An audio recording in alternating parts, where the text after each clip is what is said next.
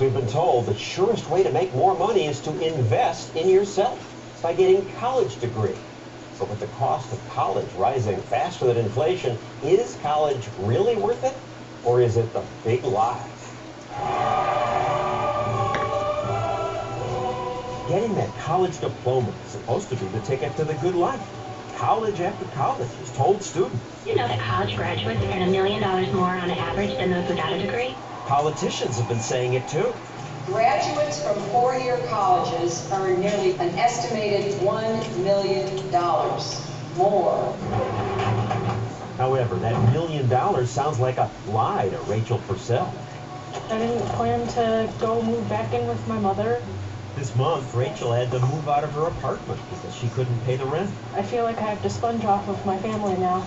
She never dreamed this would happen after she graduated. Rachel had borrowed big to pay about $24,000 a year to attend Rivier College. She's still $85,000 in debt.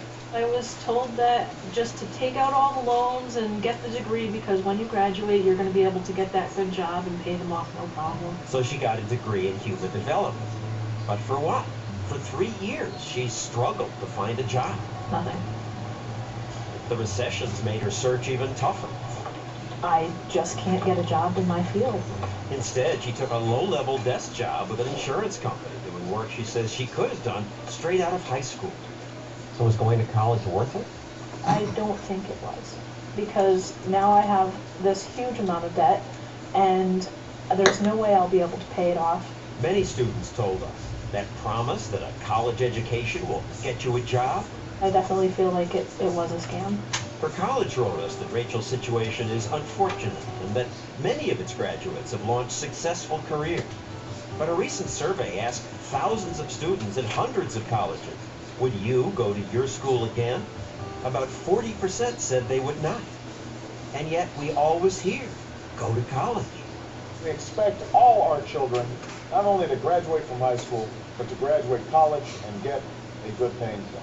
Everybody went to college. Everybody went to college. Chris Alfred followed the crowd at his high school and went to college and grad school. Now he owes more than $125,000. What did that get him? I work at a call center and I make $10 an hour, and I feel like a loser. Walter Olin got a degree in meteorology, along with a debt load of $77,000. College was a ripoff, and nothing against, my college and my professors, but I was misinformed. You're led down this path of needing to go to college to get a good job. College diploma is the new high school diploma. The bachelor's degree, it's America's most overrated product. Dr. Marty Nemko is an education consultant and career counselor. When your parents got a bachelor's degree, it was a big deal. Today, it's like a hunting license for a job. He's one of many who say there's some ugly statistics the education establishment doesn't like to talk about, like the truth behind that $1 million bonus. There could be no more misleading statistic that I could possibly tell you about. Misleading, Nemko says, because it includes super earners like these billionaires.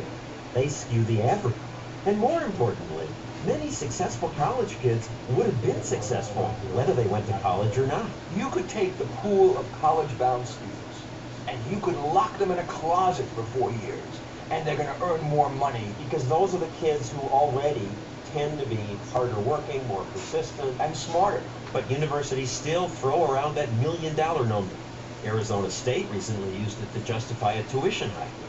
$1 million is a lot. Some people have misused the $1 million figure because they don't exactly understand it. Sandy Baum speaks for the College Board. She admits the $1 million figure is wrong, but she still argues a bachelor's degree earns you maybe $500,000 more. On average, people benefit much more from going to college. But a recent book by Charles Murray argues that many college students just aren't able to handle the work, and graduation statistics seem to bear that out. If you're in the bottom 40% of your high school class, you have a very small chance of graduating, even if you are given 8.5 years. Amazingly, that's right.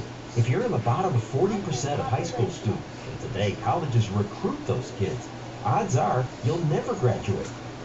While some experts say even some college helps, Nemko says to the bottom 40%, you probably shouldn't bother with college. You'll mainly get debt and disappointment. The moral thing about it is, that the colleges do not disclose them. Think twice before taking on debt for college, says personal finance guru Susie Orman. I have to tell you, I don't think it's worth it. Orman says college is a good thing for kids who have the grades to be doctors and lawyers, but others should reassess the value of a generic bachelor's degree. The degree of a college determines how successful you are? I don't think so. It's often smarter, she says, to acquire specific marketable skills at a community college, a technical school, or work as an apprentice for some business. That makes you more employable. You got a question?